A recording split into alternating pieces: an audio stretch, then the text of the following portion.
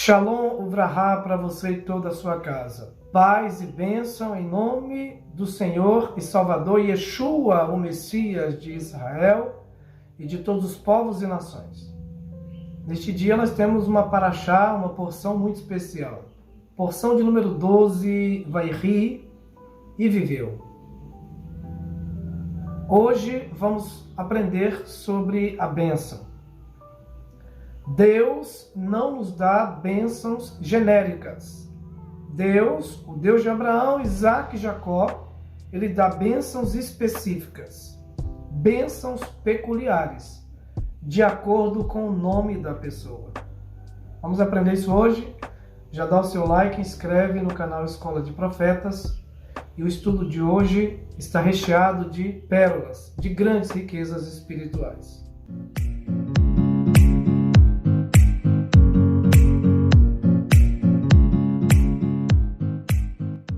Shalom para todos vocês.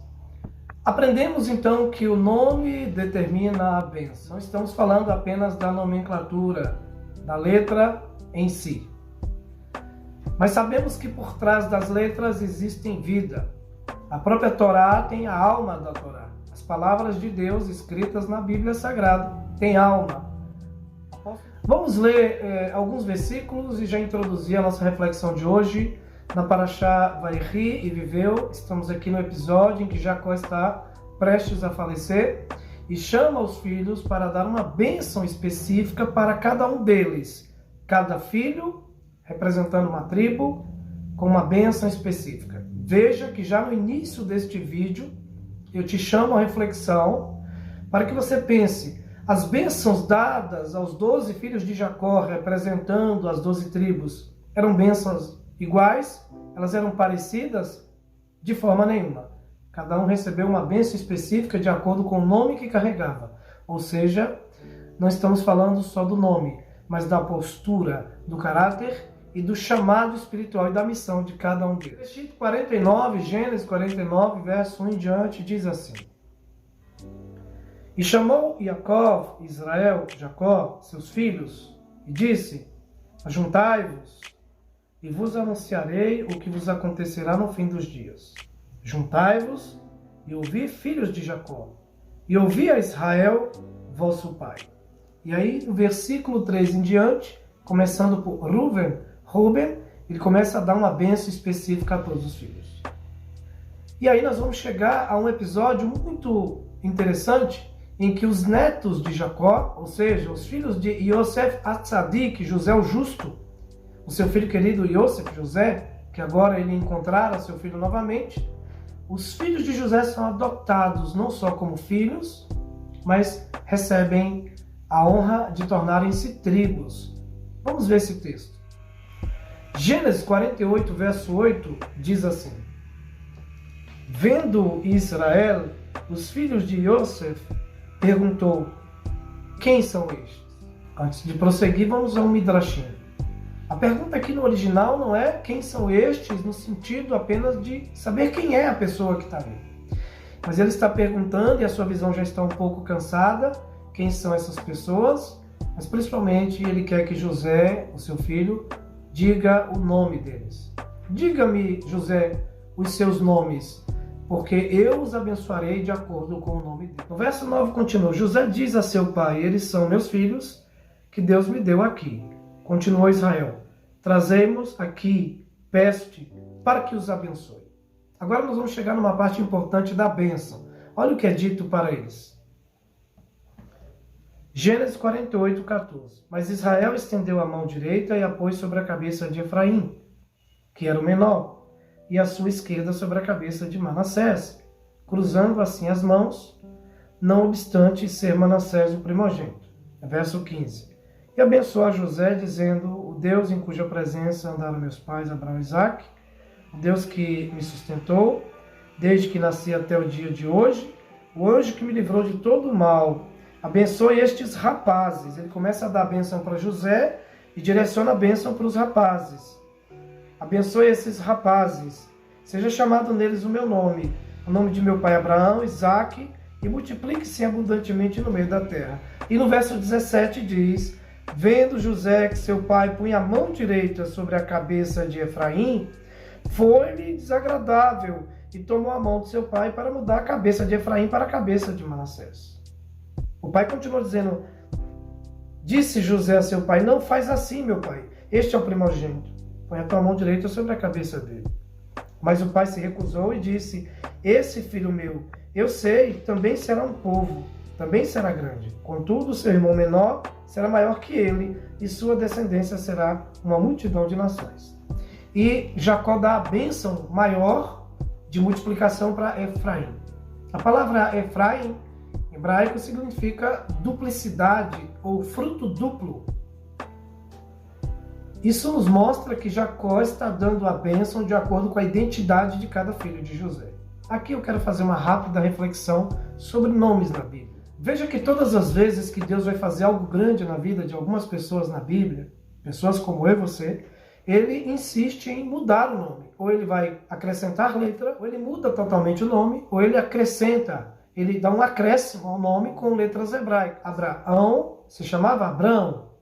Avraham se tornou Avraham, porque Deus acrescentou uma letra, colocou um rei a mais. Observe essa letra no hebraico. Rei, Rai. Por exemplo, no Brasil, se você tem Raiane, Rai é vida. Ani é Hana, Rai, Hana ou Rayaná significa mulher agraciada. Ou a vida da mulher agraciada. Ou a graça está na vida. São etimologias semânticas possíveis. Veja que o nome é uma identidade e ela preconiza um chamado espiritual para cada pessoa. Por isso que é muito importante saber escolher o nome dos filhos. Na cultura hebraica isso é levado muito a sério. Veja que Abraão se torna Abraão porque recebe um rei a mais. Em Gênesis 12:2, Deus diz assim: farei de ti uma grande nação, e te abençoarei, e te engrandecerei o nome, e tu serás uma bênção. Deus diz que vai fazer de Abraão a bênção. Ele mesmo vai se tornar a bênção, através do nome dele, que se tornou Avraham, pai de multidões de vidas, pai das almas. Tudo a ver com o que Deus vai fazer na vida de Avraham, que vai se tornar o pai da fé. Sara se chamava Sarai. Tinha um I, um Yud, no hebraico, o pronome pessoal, minha princesa. Mas Deus quer abrandar o ciúme de Abraão e preparar a família patriarcal para que Sara agora seja a princesa de todas as mulheres da terra. Ela deixa de se chamar Sarai e passa a se chamar Saar, com o acréscimo de um rei, a mesma letra que Deus acrescentou para Abraão. Sara agora é a vida, é uma bênção agora para todas as mulheres da terra que querem ser férteis, terem filhos e vencer a sua esterilidade espiritual e física biológica. Vemos a vida de Jacó, o próprio patriarca, cuja porção dessa semana está falando sobre ele. Olha o que acontece com ele. Ele se chama Jacó. Encontrando-se com o anjo em Gênesis capítulo 32, o que acontece? Vamos ler.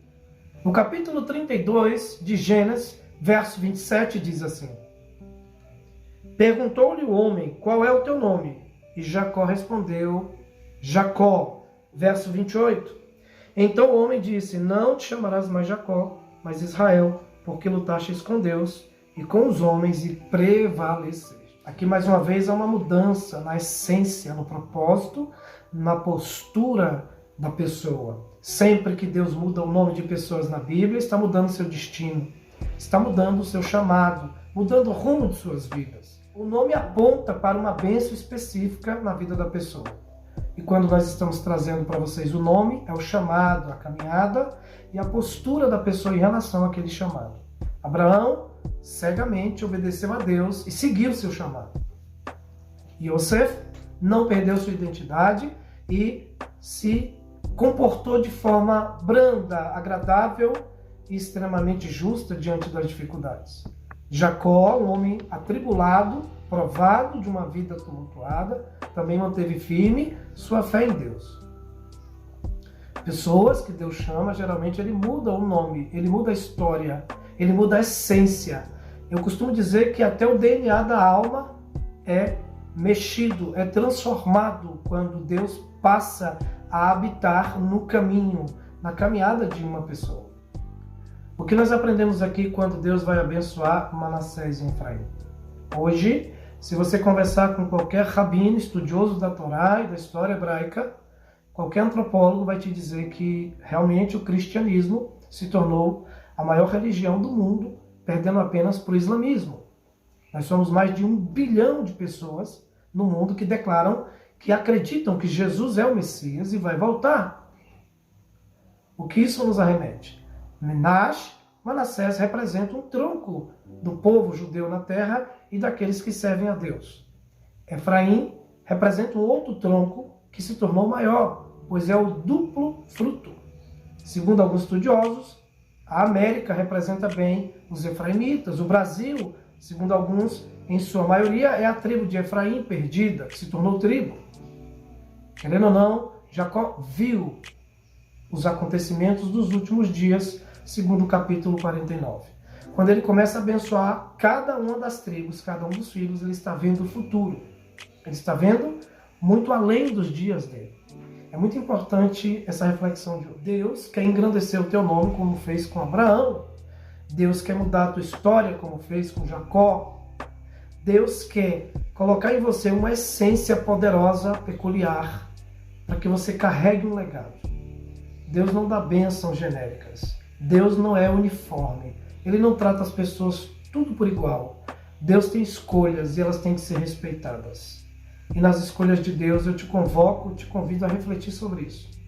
Deixa Ele tocar em sua vida e mudar seu nome para sempre.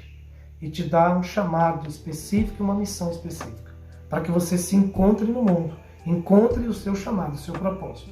E faça a diferença na terra. Deus dá bênçãos específicas. Ele não dá bênçãos genéricas, porque para Ele, cada um de nós somos peculiares, únicos na terra.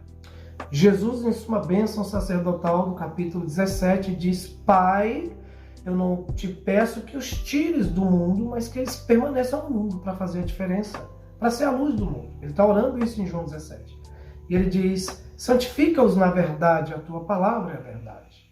A palavra de Deus é verdadeira. E em toda a palavra de Deus, nós vamos ver um Deus que muda a história das pessoas. Muda a história daqueles que não tinham mais nenhuma esperança. Baruch Hashem, o Eterno te abençoe. Shalom Vrahá, paz e bênção. E essa foi a nossa porção de número 12.